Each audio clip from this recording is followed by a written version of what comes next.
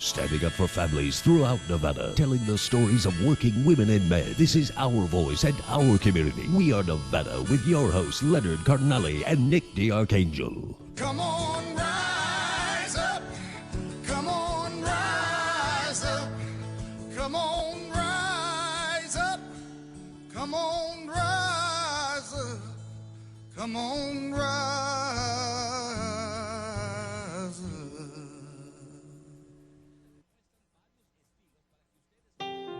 Charlotte Bacon, Daniel Barden, Rachel Davino, Olivia Engel, Josephine Gay, Anna M. Marquise Green, Dylan Hockley, Dawn Hochsprung, Madeline F. Sue, Catherine V. Hubbard, Chase Kowalski, Nancy Lanza, Jesse Lewis, James Mattiolini, Grace McDonald, Anne-Marie Murphy, Emily Parker, Jack Pinto, Noah Posner, Caroline Previti, Jessica Rakos, Avil Richmond, Lauren Rousseau, Mary Sherlock, Victoria Soto, Benjamin Wheeler, Allison N. Wyatt.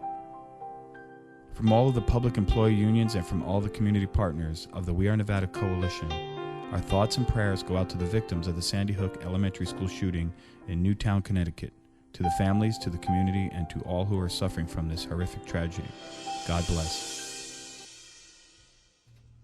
Leonard, I just want to thank you for putting that together yesterday. I got to the studio a little bit late to do our pre-production stuff, and came in, and you told me about what you had planned, and this is the second time I heard it, and I just want to say thanks for putting it together, because it's only a week later, and this still is a big pain that everyone in the country is feeling, and this is a tough situation that we're in.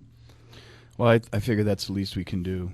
It's been a tough road, and I've watched TV a lot. It's pretty sad, and I have 3 young boys, and so now I have to go online to websites like Bulletproof Me and sites like that where they sell Kevlar, which are bulletproof backpacks for children for school, and had to sit my boys down and explain what happened and what some of the options are in those particular situations, and talk about what happens if that happens in your school, and pretty tough situation to have to talk to 11, 12, and 14-year-old about that kind of issues. And this is, when people listen to shows like this, and people that know me or read about stuff that we do or see things that we do, they make certain assumptions, right? But we're both gun owners, and I've been around firearms my whole life. My dad taught me to shoot when I was very young. He used to take me for turkey shoots at the local police athletic league around Thanksgiving, and used to target shoot for all my life, and I enjoy it. And but it made me take a look at different things. I was listening to the NRA press conference, and over the past week on my own Facebook page, I've been posting things, and there's certain inconsistencies that I don't understand. I just want to bring up, why do I have to show my ID when I go to the store and I buy a can of paint, yet when I buy 100 rounds of shotgun ammo or 50 rounds of handgun ammo, I don't have to show ID, or why when I bought my shotgun back in New Jersey, did I have to take a psych test? I was interviewed by a detective, and I was fingerprinted for a shotgun, and that type of stuff. It just doesn't exist now. And why are there restrictions on buying gift baskets and bottles of wine? And you can't even buy alcohol over the internet in some states, yet you can buy unlimited amounts of ammunition on the internet. Well, I think that's coming. And, what some people may or may not understand. By the way, I own guns as well. I don't think we need to run out and buy a bunch of guns quickly. And I spoke to a friend of mine the other day about this. And I think what's happening nationwide is all these people are running out and buying guns, right? And they're also trying to get their hands on this AR-15 and assault weapons and semi-automatic weapons that hold 30-round magazines. But I don't think it's a panic, and I don't think they're running out to get the guns because they're afraid of a gun ban or anything like that. I think that people have realized that there are people in the world that are just going to, go into schools and take kids out, or they're going to go into supermarkets or malls, and I think people are kind of tired of it. The American way is to stand up, and they're going out to buy guns so they can stand up for themselves and protect their family. I don't think that the millions of guns that are being bought are necessarily for people who said, you know what, I want a gun, I need to have a gun. I think they're really given no choice, given the violence level of some of the incidents that have gone on in the last few weeks, and they really feel like they need to arm themselves and protect themselves. And and recently, a friend of mine just went and purchased a rifle, and I can tell you that the price of the rifles is going through the roof. Oh, I can imagine. I could just imagine. So the NRA press conference was described by MSNBC as I was listening to it on my way in here as bizarre. I mean, it was, and the basically it boils down to their position was we need more. And this is a quote: "We need more properly trained armed good guys." And they were outlining this new national school shield safety program, and they want immediately an armed presence in every single school. And I think they did say that there's no blanket solution. And I could tell you, in my own high school, in this high school that I grew up, it took a good 15 minutes to get from one end of the school to the other. And having one armed, whether it's a police officer or what the NRA was proposing, a armed private security force on an opposite end of a campus, when there is someone with automatic weapons or semi-automatic weapons, high capacity clips in the other end of the school, there's still going to be a lot of casualties before that response takes place, or is there in a timely fashion.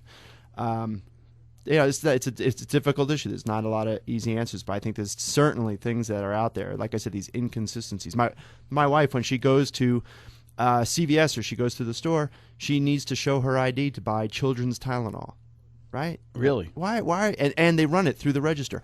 And I know that's because of methamphetamines and that type of thing, but why are they taking your license and running your license for children's Tylenol? And yet, like as I said, I could buy as much ammo as I want. Well, there's no one's running any my ID anything on it. Armed, well-trained, good guys. That sounds like police to me. Yeah. So, but here's the thing: in Nevada, there's been tax initiatives, more cops. The public safety tax was a tax override, and all the departments in Nevada have them. Yet no one's been hiring police for the longest time because of this public employee fight. Right? There's too many, and they make too much money or whatever. But at what point are the citizens going to start saying, "Hey, you know what? Maybe the problem is that there's less cops than there ever were out there, and that we need to start using that money to hire the police and to have them supervised properly." Well, and that's what the show is all about. The show is a conversation about these issues and about the issues that affect working families and Nevadans. And we have a special surprise for our listeners today, and it's something that kind of wraps up this whole idea of what the show is about and how why people need to get involved and talk to us. So let's take a listen to this. Today's show is jam-packed with tons of information that will shape the future of Nevada for years to come. The 77th session of Nevada Legislature is about to start on February 4th, 2013.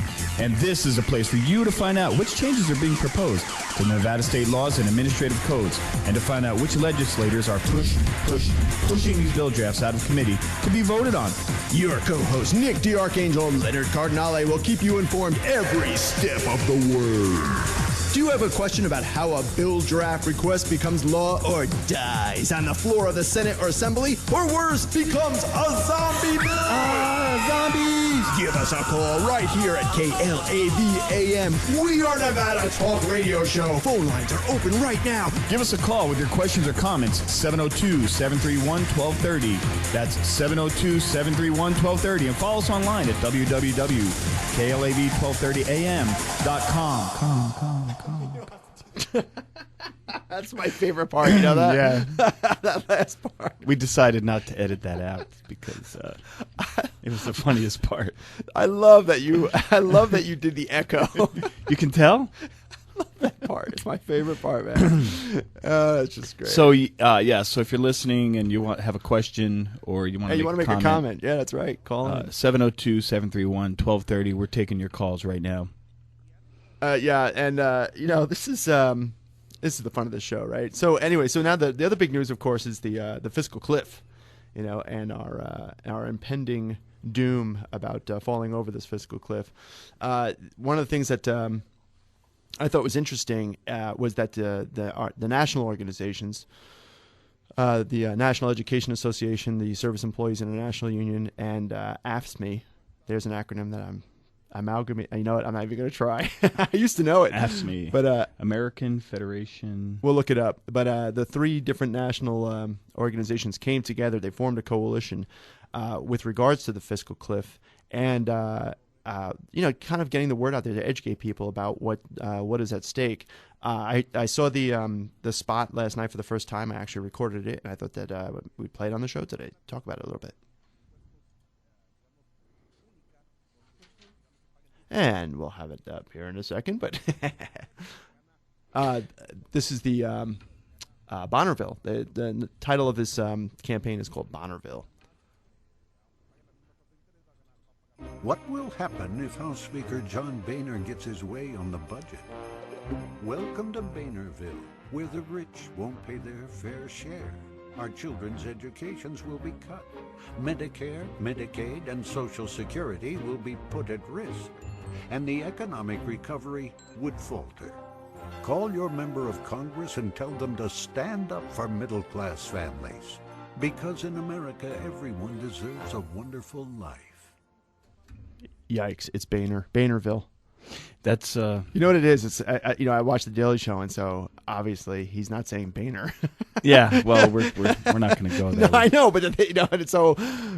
This is the polite. Yeah, I know. And so they're saying that this debate over the fiscal cliff between the Republicans and the Dems, and they can't agree on much these days.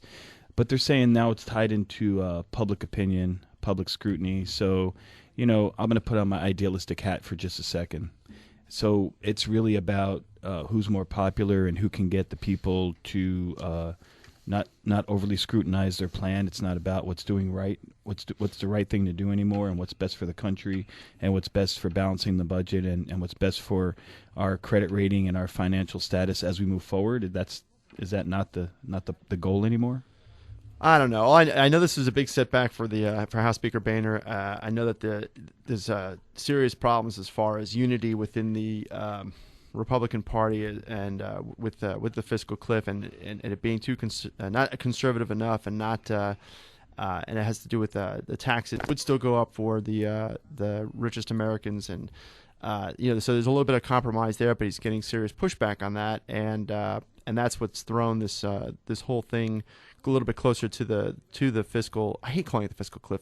I like slope. Fiscal slope. Yeah, right. Hill. Because that's what we've some of the analysis of what would actually happen is more of a fiscal slope. But this is the reason why I thought it was important to run the ad is a couple of different issues we're talking about here. This issue of the fiscal cliff, fiscal slope, and then there's also the issue of these three national organizations coming together to put together this ad and this campaign. And this is something that if you study labor history that we've seen in the past, and it's when we're faced with tough times, and these groups, our groups, just like the We Are Nevada Coalition, realize that there's work to get done and there's solutions that need to occur.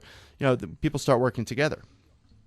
And it's one of of course, the greatest things about this country is when different groups, sometimes with opinions or things that they have at odds, they come together and they work on solutions that they think will help move the country forward. And that's exactly so what's are happening here. Those days over for a long time? I mean, the cooperation, the bipartisanship. It seems like neither side wants to back up, and we're headed for some kind of a confrontation of epic proportions. So what do you think the solution is? I mean, what's going to have to happen?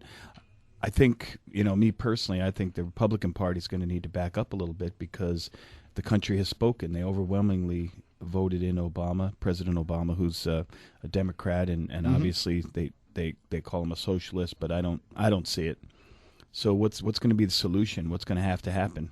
Well, when there's a vacuum of, as they always say, vacuum of power, but if we see a vacuum of any type of real decision-making and leadership, it's going to come from somewhere else, and it's going to come from the people. And again, I think that's what we're seeing here with this this coalition and this ad campaign, is that when a group of people, when politicians are not making decisions and not showing leadership, and they're not doing what's right for the country, and they're mired down in indecision, the people are going to rise up, and the people are going to say, this is what we want. And eventually they're not going to be able to ignore that sound. And that's, it's happening at the national level. It's happening here at the local level with the, our education initiative, where that's going to be the test right there. Oh, I mean, yeah. 152,000 signatures, Yep. right?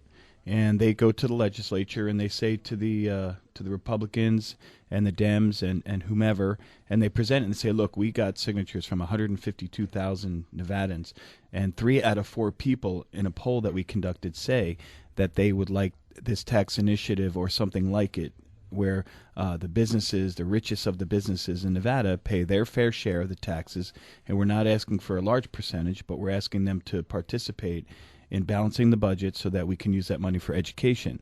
So I think the people are speaking, but I'm not sure that everyone's listening. No, I think you're right. Well, we have a lot more to talk about in the show, and as you pointed out before the show began, we have very special guests today. Would you like to tell the audience who our guests are? Our guests today are Nick the Archangel and Leonard Cardinelli. That's right. So we'll be back with more from our guests after this. At the Minnesota State AFL-CIO Convention, Hubert Humphrey, the 38th Vice President of the United States, said, "The story of the labor movement needs to be taught in every school in this land. America is a living testimonial to what free men and women organized in free democratic trade unions can do to make a better life. We ought to be proud of it." This week in labor history, December 23, 2008, Walmart Stores, the nation's largest employer with 1.4 million associates, agrees to settle 63 wage and hour suits across the United States for a grand total of between $352 million and $640 million. It was accused of failure to pay overtime, requiring off-the-clock work, and failure to provide required meal and rest breaks. December 21, 1790. Powered by children 7 to 12 years old, working dawn to dusk, Samuel Slater's thread spinning factory goes into production in Pawtucket, Rhode Island, launching the Industrial Revolution in America. By 1830, 55% of the mill workers in the state were youngsters, many working for less than $1 per week. Samuel Slater was an early English-American industrialist known as the father of the American Industrial Revolution, the father of the American factory system, and Slater the Trader, because he brought British textile technology to America. He learned textile machinery as an apprentice to a pioneer in the British industry. He brought the knowledge to America, where he designed the first textile mills, went into business for himself, and grew wealthy. By the end of Slater's life, he owned 13 spinning mills and had established tenant farms in towns across his textile mills, such as Slatersville, Rhode Island. December 20th, 2005. Thousands of workers began what was to be a 2-day strike of the New York City transit system over retirement, pension, and wage issues. The strike violated the state's Taylor Law. TWU Local 100 President Roger Toussaint was jailed for 10 days, and the union was fined $2.5 million. December 20th, 1970. The Occupational Safety and Health Act took effect today. The Occupational Safety and Health Act is the primary federal law which governs occupational health and safety in the private sector and federal government in the United States. It was enacted by Congress in 1970. It was signed by President Richard Nixon on December 29, 1970. Its main goal is to ensure that employers provide employees with an environment free from recognized hazards, such as exposure to toxic chemicals, excessive noise levels, mechanical dangers, heat or cold stress, or unsanitary conditions. Efforts by the federal government to ensure workplace health and safety were minimal until the passage of OSHA. The American system of mass production encouraged the use of machinery, while the statutory regime did nothing to protect workplace safety. For most employers, it was cheaper to replace a dead or injured worker than it was to introduce safety measures. Tort law provided little recourse for relief for survivors of dead workers or injured employees. After the Civil War, some improvements were made through the establishment of state railroad and factory commissions, the adoption of new technology, and more widespread availability of life insurance. But the overall impact of these improvements was minimal. While a few states such as California and New York had enacted workplace safety as well as workplace health legislation, most states had not changed their workplace protection laws since the turn of the century. In passing the OSHA Act, Congress declared its intent to assure so far as possible every working man and woman in the nation safe and healthful working conditions and to preserve our human resources. And this ends our week in labor history for Friday, December 21st.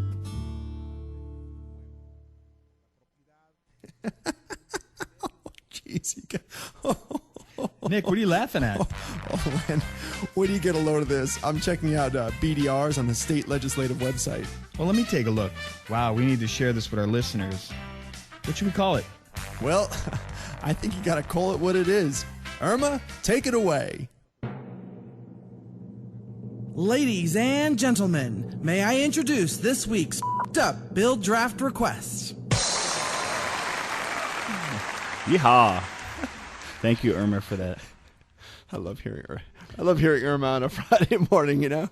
So this week's beeped up BDR, bill draft request, is going to be SB2, Senate Bill 2, which was referred to the Committee on Government Affairs. I don't know what that means. The summary is it grants power to local governments to perform certain acts or duties which are not prohibited or limited by statute. And then you might say, what does that mean? Well, under the existing law... Let me say that. Leonard, what does that mean? You might ask. Under existing law, a city government is authorized to exercise only those powers expressly granted by the charter or laws creating the city and the necessary means of employing those powers. Under this bill, it will authorize city governments, whether created by general law or charter, to exercise all powers needed for the effective operation of city government with limited exceptions, even if the power to perform these acts is neither expressed nor implied, so long as the power is not expressly prohibited or limited by constitutional or statutory provisions or granted to another entity. So that's kind of saying that they're going to have the power to create ordinances and do whatever's necessary to run their city. And I would imagine that means outside collective bargaining agreements and outside NRS 288, which is the collective bargaining statute. And it sounds like they're trying to take a stab at being able to do whatever they think they need to do, as long as it's not expressly written in the law or the Constitution that they cannot. Such like let's say there's destruction of private property, right? Right. And you read the statute and you go, well, it doesn't specifically say I can't break other people's windows, so that must be okay, right? Is that what it's saying? Look, I'm laughing because I'm thinking of that scene in Star Wars Episode 3 where the evil emperor is lying there and he's saying, unlimited power, unlimited power. And he's shooting the bolts out of his fingers, right? And while you're reading through this, all I keep thinking of is I understand what their intent to do here is. Their intent is to be able to give city managers the unlimited power to be able to break contracts and things like that.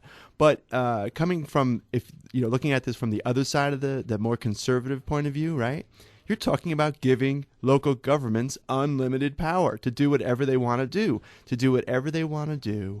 as long as it's within the scope of law, right? And as long as it's not named somewhere in the law or somewhere in the Constitution, if you can't specifically find where that's illegal, then you can do it. How does this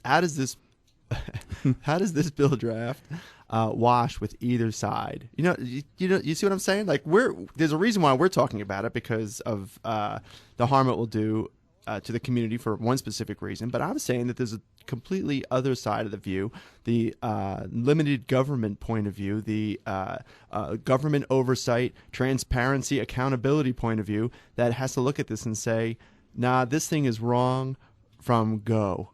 So how did we get here? I mean, what drives people like that? So I'm suspecting I know how we got there. So I would say that in all fairness, this is a bill draft that is quite damaging to any kind of check and balance to give people unlimited power. Like, for instance, a city could say that they're having a financial crisis and claim that it's a natural disaster or a civil disorder. Oh, that would never happen. Well, they foresee it. It didn't actually happen. They foresee it several months into the future. And then when several months goes by, there is no natural disaster. There is no civil disorder, even though it was predicted. So now what? Do they have to give the money back? Yeah, and take it a step further, what happens if, what would it mean to private businesses, I mean, will they then start breaking contracts with everybody if things go bad? No, and that's the interesting part because you know that all these local government employers, they have electric companies and they have power companies and they have gas companies and they have construction companies and, they have contracts for hundreds of thousands of dollars and in some cases millions and millions of dollars. So our question is, how come they're always breaking the contract with the employees? How come they don't just turn around with one of their electric companies and say, hey, you know what? I know you did $2.5 million worth of work, but we're having a budget shortfall. So we think we can only give you about $500,000 and then you can sue us for the rest and take us to district court. Yeah, I'd like to see How come that. they don't? Well, how come they don't? I know. Yeah, you'll never see that happen. You'll never. How come it's ever always see the that happen. employees? Are they just easier to pick on because, they're our bosses, they're in charge of us, I guess? And then what's left? I mean, you cut and you cut and you cut, right? And we saw that and I'm going to bring this back to private sector. You saw this with Hostess, where management asked the employees for a 30% reduction in pay, and they gave it. And then they came back for another 30% reduction in pay, and they said no way. And in the meantime, the top management was getting all kinds of bonuses and raises and things like that. And then they blamed it on the employees. Right. And shut the place down. Right. You have police, you have fire, teachers, you have medical people, you have municipal employees all over the state who have given COLAs. Oh, yeah. All kinds of cuts. Who have frozen payouts. And layoffs. Yeah. Waves and waves. Merit increases, Clark layoffs. County public employees. Waves and waves of layoffs. They're down 800, Freezes. 1,000, 2,000 employees. And we keep asking, we say, well, if you're down 1,000 employees, over the last few years, how much money does that account for? Because it sounds like about $90 or $100 million. What happened to that money? Right, and also I gotta, I need to remind you that these weren't in some cases. This was a case where the public employees, and I'm talking about the Clark County end of things, where they came and they recognized that there was a fiscal crisis. They recognized we were in the worst recession ever and worst economic situation since the Great Depression, and they stepped up and they said, "Look, we're here to help, and we're here to to do what we have to do to make sure that we can weather this." And so it was a case where they were doing their part, and you saw that. And again, going back to the Hostess example, that was a situation where these employees came and they did their part, and they gave and they gave. So when they asked for more, and then going back to this bill draft, when you have this scenario where you're just giving them carte blanche to be able to pull the trigger whenever they want on cuts and breaking contracts and things like that, it's too much. It's too much power for them to have. And like I said, I think when you look at it from either side of the coin, giving local governments unlimited power. So they. So basically, let me finish the thought. Giving them the unlimited power is a step towards the dark side that we just shouldn't take. Once you go down the dark path, forever will it dominate your destiny. That's right. That's a quote from Yoda. Is it? I guess I'm not totally up on my Yoda quotes.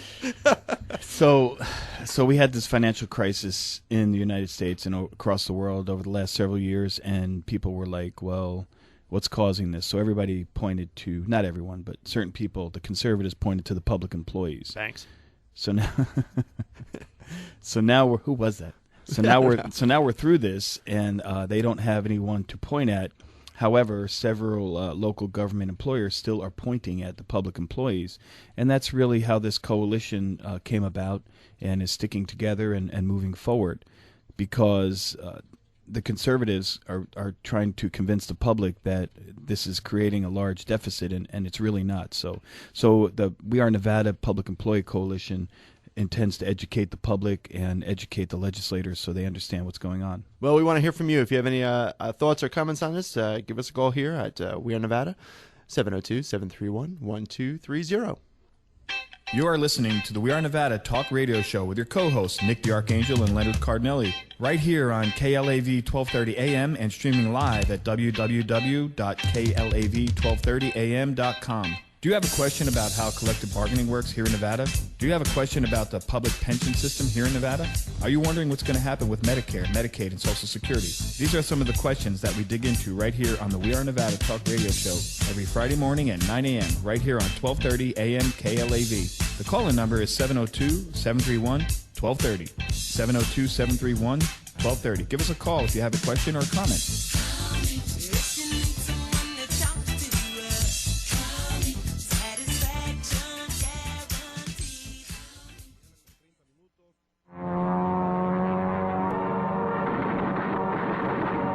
Run for your lives! Collective bargaining is under attack!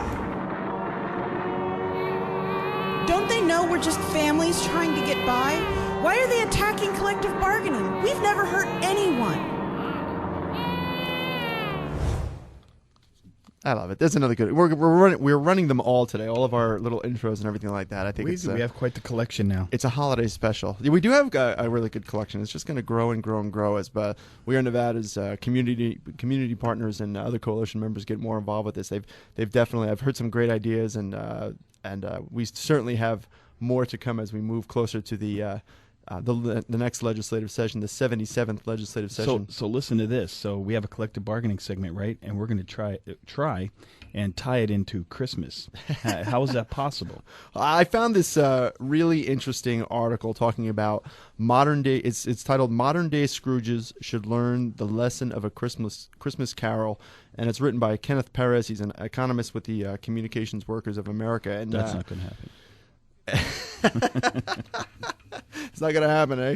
So I just thought this was kind of interesting, and I'll read a little bit of this thing here. And it says, if Charles Dickens were alive today, he'd have no trouble recognizing modern-day Scrooges. Just like the old Scrooge, the corporate Scrooges of today are hoarding their wealth rather than helping us to create general prosperity.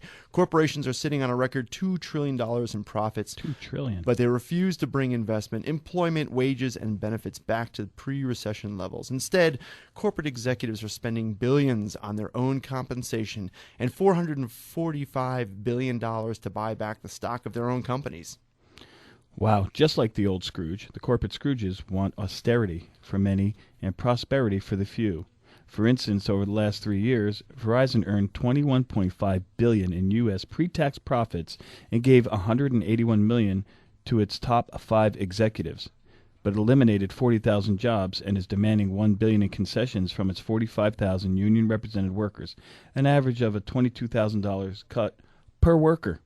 Well, just like the old Scrooge, the corporate Scrooges have been confronted with the consequences of their actions. They've been challenged by the spirits of economic crisis past, the Great Depression, the present, the Great Recession, and the future, an impending great stagnation, fiscal cliff. These spirits teach us that the causes of economic crisis, the massive transfer of income to the top 1%, the unregulated use of deposits and financial institutions for wildly speculative schemes, rather than the investment in production, cuts in government investment, spending, and unemployment, and cuts in workers' wages and benefits. However, the old Scrooge, unlike corporate Scrooges, paid attention to the lessons taught by the spirits of the past, present, and future. He transformed himself into the new Scrooge by understanding the consequences of his actions. The old Scrooge saw his worker as a cost to be minimized. The new Scrooge provided a living wage with good benefits. I'll raise your salary and endeavor to assist your struggling family. The old Scrooge had the goal of accumulating and hoarding his wealth. The new Scrooge had the goal of shared prosperity and recognized the importance of providing direct assistance to all those in need, to think of people below as if they were really fellow passengers to the grave, and none of the race of creatures bound on other journeys. We should take the same 2 steps as the new Scrooge, provide decent wages, benefits, and respect for all workers, and social safety net for those in need. So by implementing such policies, we'll put in practice the economic lessons Dickens taught us in A Christmas Carol, that each of us will be better off when all of us are better off. Prosperity for the 100% is surely better than austerity for the 99%. Right, and statistically across the world, it is shown that austerity does not work. And Britain, Greece, Germany, countries like that, it's shown that it's not effective, that when you hire more public employees and when you have more police and more fire and more teachers and more medical personnel and more people that work in the public industry, in the services section of the industry, that and you pay them well, that their money becomes your money.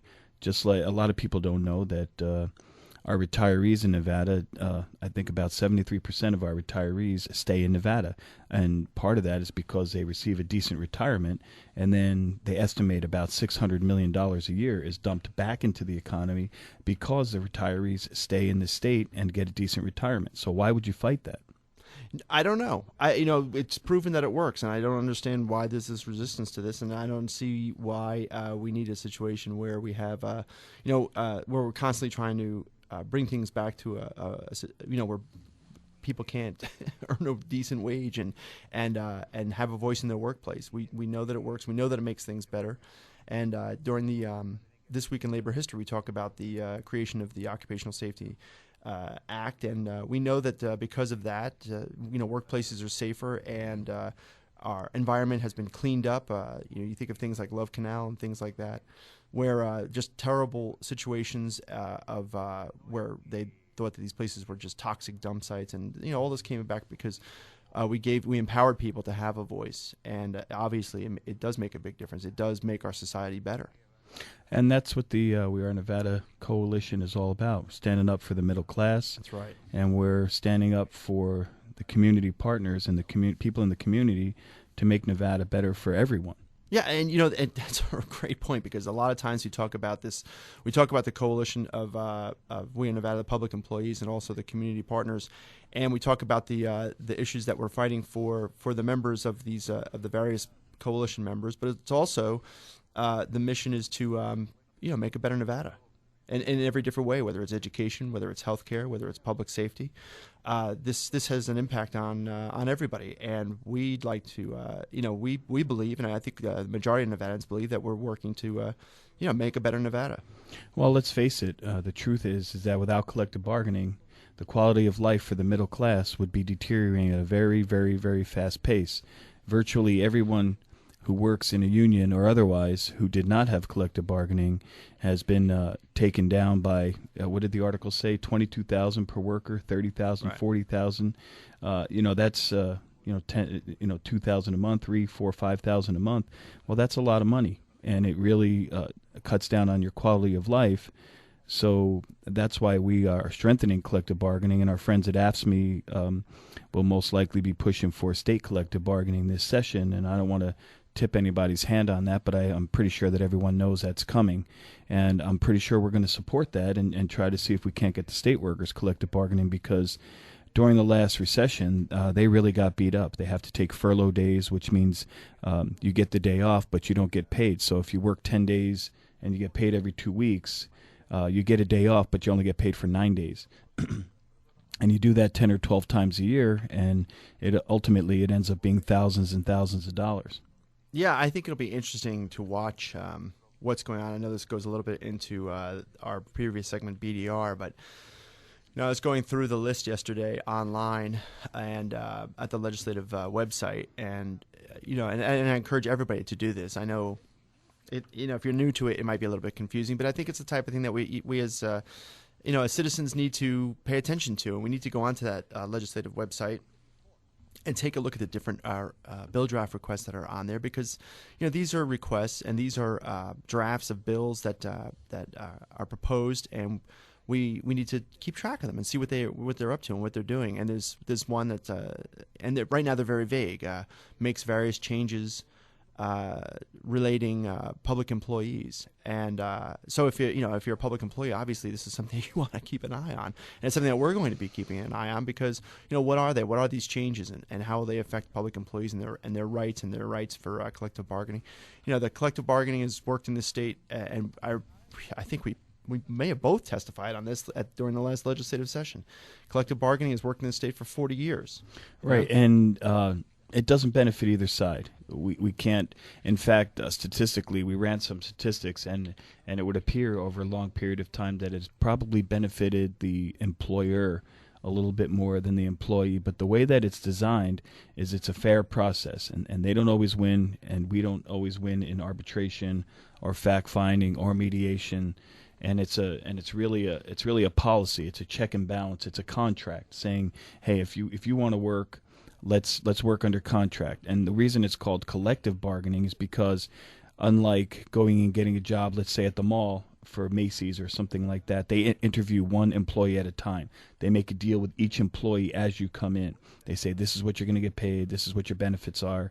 So it was believed that you elect one person, and that person goes forward for a large group of members and says, this is what we want as a group. So it really cuts down on a lot of needless negotiations. I'm sitting here kind of laughing a little bit because the way you explain the process about, as you go into a I work for retailers, and when you go in there for the job interview or for the new employee orientation, you're not cutting any deals for yourself. You are definitely at the whim and mercy of the employer. You have no voice. They're telling you what you're going to be doing. They're telling you how you're going to do it. So you say, I'd like to start at about $10 an hour, and they go, ooh, yeah. When you're the individual no. And you don't have any kind of collective bargaining rights, if you're going into a situation, and later in my career, when I started working in the media, obviously there are scenarios there where you can actually negotiate your own contract for yourself, and this happens especially with talent. But most of the public out there is used to one scenario. You get in, there is no negotiations. You're taking your job. Everyone is very happy to get their job, and you're working within the rules. If something comes up that you don't like, whether it has to do with benefits or any possible situation or a threat or danger, this is if you're in a situation where there's no collective bargaining, that you're on your own. You either leave or you take your chances under whistleblower laws and things like that, or you just or you just live with it, which is what I think majority of people do. And this is why collective bargaining is so important. Yeah, neither side benefits when you're sitting down at that bargaining table, but there's certainly a huge benefit for the workers, because now they have this collective voice, and they can make serious improvements that don't just benefit the workers, but really they benefit the workplace, and in the case of public employees, it's a positive impact on our community. That's one of our issues, Nick, that we brought up in the legislature, and I'm sure we'll bring up again this year. Is when you're a police officer, fireman, when you're a public employee, you decide to be a nurse or a teacher or someone who's in the services part of the public employees. When you get hired, you have a contract. So it says that this is what we're going to pay you, because they're looking for the cream of the crop. You got to go through a process to get hired and a lot of training. So if Nevada wants to stay competitive, if Nevada wants to bring people here to live and businesses here to open, then they have to continue to provide public employees with something that's competitive with the rest of the cities and states and the rest of the United States, because we're really going to start falling behind the curve, because no one's going to want to move here. Nevada has the lowest number per capita of public employees in the nation. That's right. We do it right. Okay, well, we'll get to more about collective bargaining in future shows, and it's a fascinating topic. I think it's something that deserves a lot more attention and education.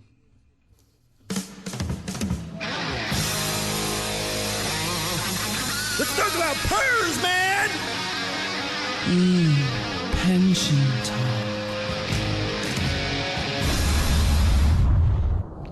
Okay. That's a short one. It's a good one. Yeah, I know they're getting so long that I didn't. I know. Well, this was like I think this was one of the first ones that we did. So we kind of made it tight. I think it was it's like 15, 19 seconds, something like that. And then of course the one we did yesterday is like that was like a minute 3, a minute 16. So I think the hosts of the show like to hear themselves. In the Nevada PERS news, there will be an increase this year on July 1st. Right. For most employees in the PERS system, there'll be an increase of 2%, and for police and fire, 0.75%. And some people say, hey, see, the fund is not as strong as it should be, because now you have to increase the contributions by a percentage. Right. And we talked to Dana Bilyeu and some of the people up at PERS, and they explained that, the previous year there was a 21% return on our investment. The year before that, there was 11%. 21%. So I want to say it's between, off the top of my head, I want to say that the returns on our investment was about $5.4 billion. Right. So they have this tremendous amount of money that's sitting there. And for that money and for that return to calculate, remember, they don't just take that and deposit in the account, right? Yep. Because it's based on 23 years. So from here until 23 years from now, they're looking at getting this balance paid off. So they don't take that $5.4 billion and just throw it in the account and balance everything. What they do is they space it out over a number of years. And what PERS is telling us is that next year, you will see the returns, and you will see the effect of the returns and how it strengthens the account and how it strengthens the actuarial value of the PERS system. So it's kind of a lag time, and I think our friends over there on the conservative side are going to try to take advantage of that a little bit. So I'm going to just take a step back because, it's interesting. I was looking at the shows are archived. We have them on YouTube at youtube.com/We Are Nevada. And we've been on the air now for, I think it's 4 months. Has it been that long? I know that new people tune in every day. And I know that there's a lot of even public employees that are not sure of the ABCs of PERS. First of all, when we're talking about PERS, we're talking about the public employee retirement system that exists in the state. And so that's what PERS stands for. And the reason why it exists is that I think it was 1952, maybe somewhere around there. It was determined that public employees could not receive federal Social Security benefits. So, and this was really new to me when I came to the state and started working as a public employee, one of the jobs I had here, and I did not see Social Security taxes being taken out of my paycheck. It was a big shocker to me. And so I was not contributing to Social Security. I had contributed to Social Security all through my adult working life, from the very first job I had, cleaning dishes in a pizza place. And that'll keep you humble. That's right. And I came here and found out that I would not be contributing to Social Security. So what happens, right? So I contribute to the public employee retirement system when I was doing my job over at the Regional Transportation Commission.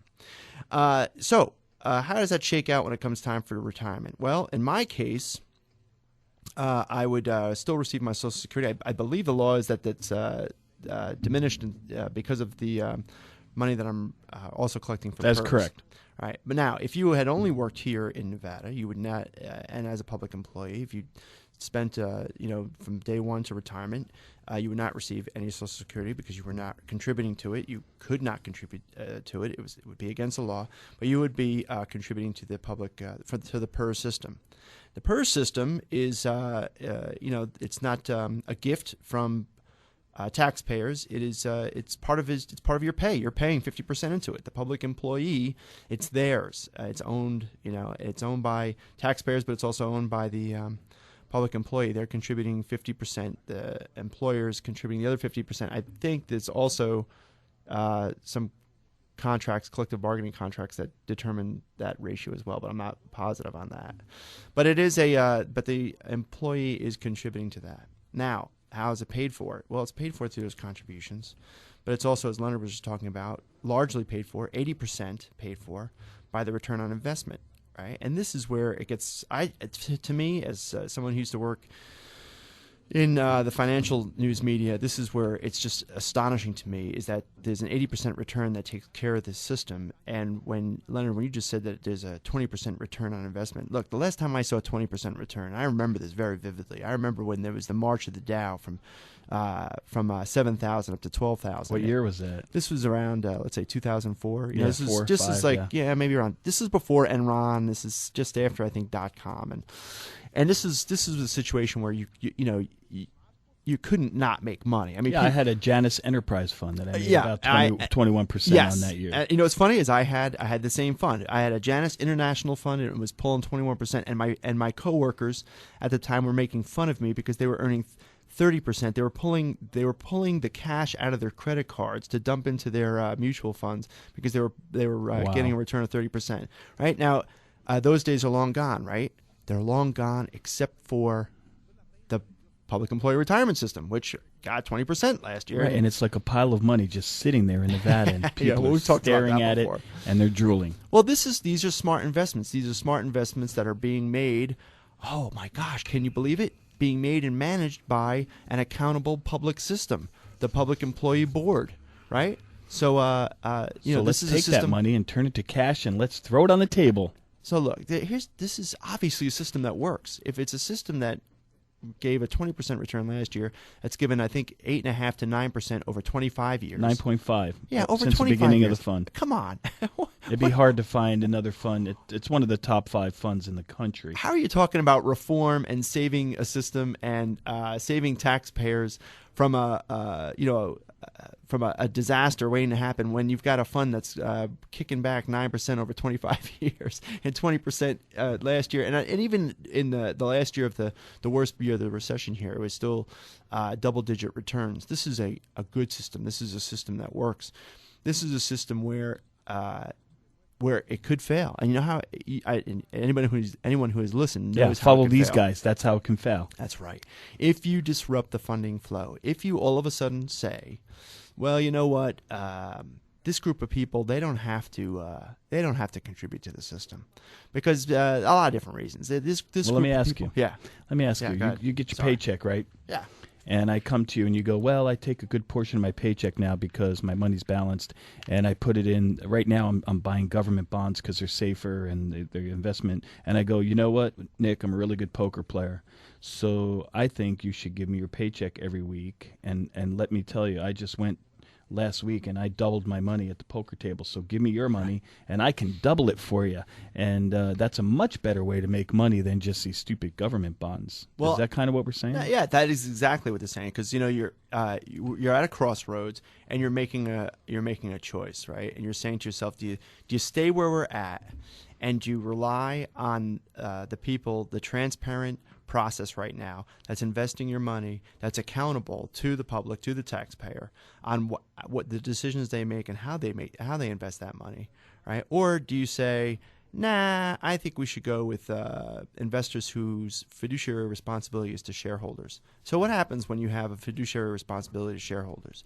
Shareholders want to see increases. They want to see quarter after quarter increases, and sometimes the only way that you can see those increases is by taking risk, and sometimes unnecessary risk, and unnecessary risk, and trying to reach and meet shareholder expectations is a sure and quick way to a disaster. Right, and they can show you on paper. However, the Nevada PERS system is not hurting the financial stability of Nevada. It's helping it, and here's the problem for them. They can throw out all this bad information, but we can prove on paper.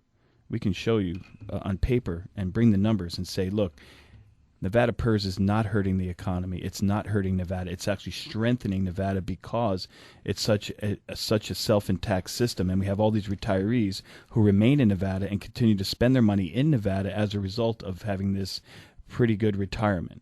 Oh, yeah. And let me tell you, they want this. This is it. And the reason why we talk about this every single show, and why we're going to keep talking about it every single show, and why we're going to ramp up this conversation as we get closer to the legislative session, is because you go on the legislative website and there are bill draft requests that are just chomping at the bit to get a piece of this PERS pie, right? And, BDR 646 makes various changes relating to the public employees retirement system. BDR 193 revises provisions governing the public employees retirement system. I mean, they want this thing.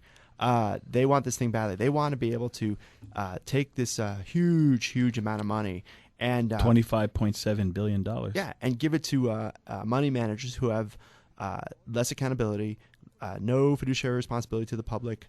And think of the fees. Think of the amazing fees that they'll be able to tuck away on billions and billions of dollars of investments.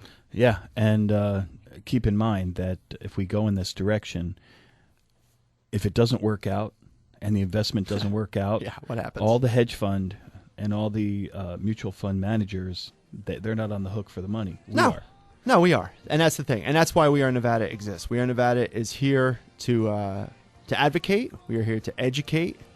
And we're here to keep an eye on these bill draft requests and these proposals to see if they make sense and to see what the impact will be and to engage our listeners in conversation to make sure that you have a voice. Every Friday morning, 9 a.m., right here on KLAV. We Are Nevada Talk Radio Show. Merry Christmas, everyone. Merry Christmas.